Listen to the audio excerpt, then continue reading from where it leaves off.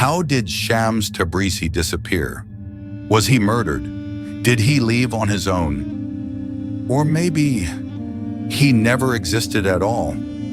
This remains one of the greatest mysteries in the history of love and mysticism. Konya had fallen into a heavy silence.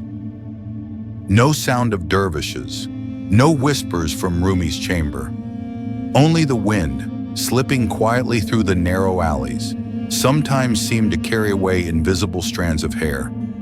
That night Shams left, without a letter, without a farewell. No one saw him, no trace was found, and from that night on his name only echoed in murmurs, in poetry, in sighs, in questions that never found answers.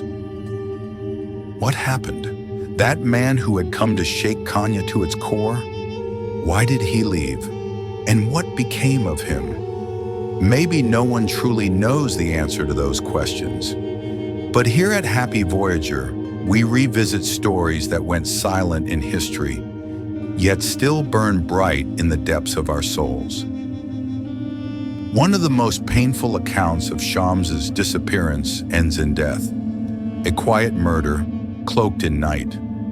They say Shams had secret enemies, among scholars, jealous disciples, and even within Rumi's own family. Rumi's son, Ala al-Din, was often angered by Shams' influence over his father. Some whisper that one night, a group of opponents waited in the shadows. They called for Shams. He stepped outside and was never seen again. No one saw where he went. Nothing of him remained. Just the night, and a sound that was never heard again. Shams was gone, and all that remained was a silence that would last forever. But others believe Shams wasn't killed. He left, quietly without a trace.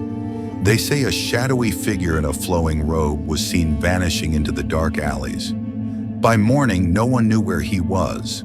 Some claimed he had gone to Damascus, others said Aleppo, and there were even sightings in Tabriz. Shams was always a man of the road. He came, lit hearts like fire, and left before anyone could know how long he would stay. Perhaps that night, it was simply time to go, not in anger, not in fear, but because his mission was complete. In Damascus, people spoke of a tall, silent man who passed through the bazaars without saying a word, a distant gaze and a secret carried deep within him. But for the lovers of Rumi, Shams was neither murdered nor did he travel away. He vanished into being. In the eyes of the mystics, Shams did not disappear. He transcended the boundaries of the body and merged with the absolute truth. They say when the fire of love was fully lit in Rumi's heart, there was no longer any need for a physical presence. Shams became a drop that fell into the ocean, unseen, yet forever present.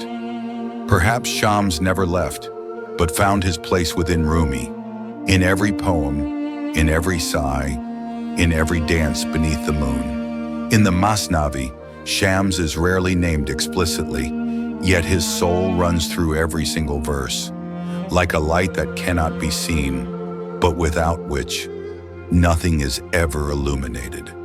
And maybe that night wasn't a night of departure, but a night of union, a moment of dissolving into something beyond the body, beyond a name, beyond the limits of this world. But each of these stories holds only a fragment of a larger mystery, a mystery that rose from deep within Rumi himself. What do you think? Did Shams leave by choice, or was he forced to disappear? Tell us your thoughts in the comments. Shams left, or vanished, or dissolved into spirit.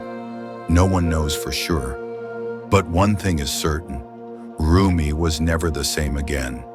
His silence deepened, his poetry grew more sorrowful, and his whirling dances more restless.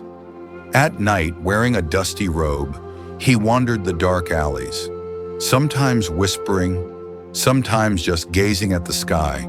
He didn't speak to anyone, yet it felt like he was always talking to someone unseen. He once said, "He did not leave.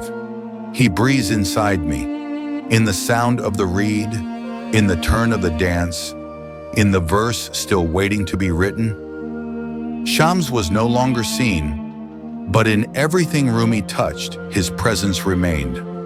And that is the mystery we have yet to solve.